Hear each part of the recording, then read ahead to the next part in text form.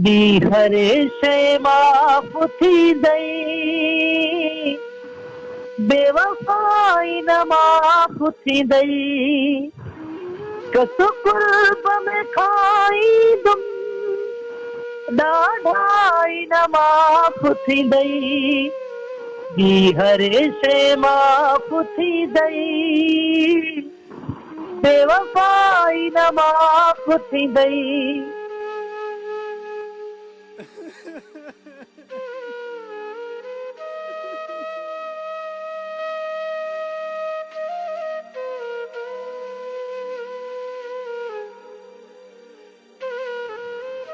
Singer मोला इमरान चांडे पियो ॻाल्हायां। आदिल चांडे पिया ॻाल्हायो? जी जी इमरान भाई। सर ख़ुशि आहियो? तबियत सही आहे? ठीकु ठाक दुआऊं। तव्हां ॿुधायो ख़ुशि आहियो? ख़ैर ख़ैर। सर मां पाण सिंगर आहियां।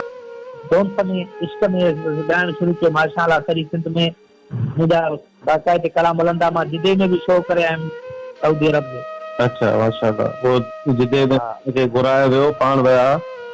साईं जिदे में असांजा माइट आहिनि हरेश अनवर चांडियो, जिदे में चांडिया इताब जो सदर आहे जिदे में। जो साईं जी भाउ। उनजी महिरबानी सां जिदे में मुंहिंजो नजम होटल में शो थियो हुयो। माशाअल्लाह मूंखे सऊदी वासियुनि तमामु घणी मोट ॾिनी हुई।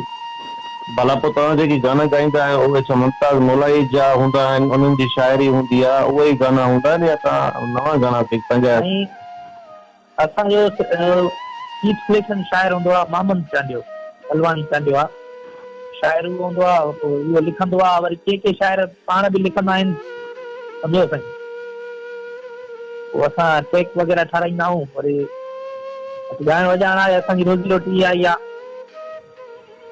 भला को अहिड़ो गानो जेको तव्हांजो हिन महिल ताईं फेमस हुजे पूरी सिंध में, या तव्हां जेको तव्हांजो बि पसंदीदा हुजे पर तव्हांजा जेके ॻाईंदड़ आहिनि उन्हनि खे वणंदो हुजे त मां चाहींदुसि? जी साईं, मुंहिंजो कलाम तमामु माना हाणे इहो हिकिड़ो गानो फेमस थियो आहे इलाही। असांजे करे नालो थियो थी जग में, सुञाणींदो ही केरु ॾस तूं अॻ में, हाणे त होशियार थी वए, असां खां बेज़ार थी वए, असांजे करे नालो थियो थी जग में। सम्झो साईं? असां हुन बेवफ़ा खे माना मोट ईंदी आहे, असांजे करे तुंहिंजो नालो थियो जिते किथे, तूं हाणे असांखे माना छॾे वई।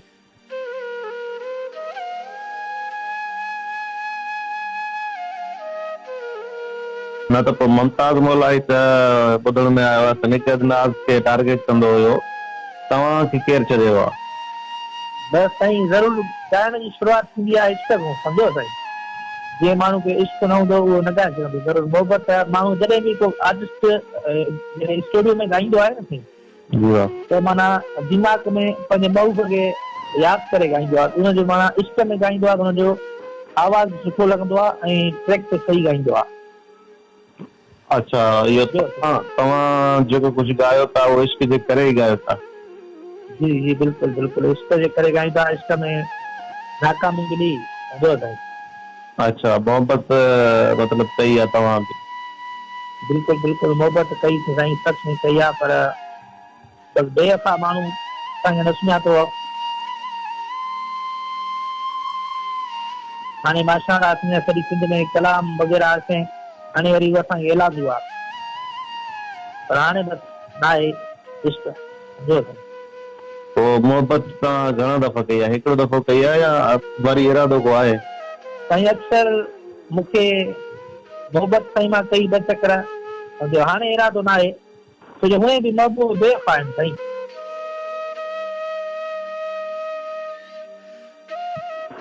महबूब बेवफ़ा आहिनि?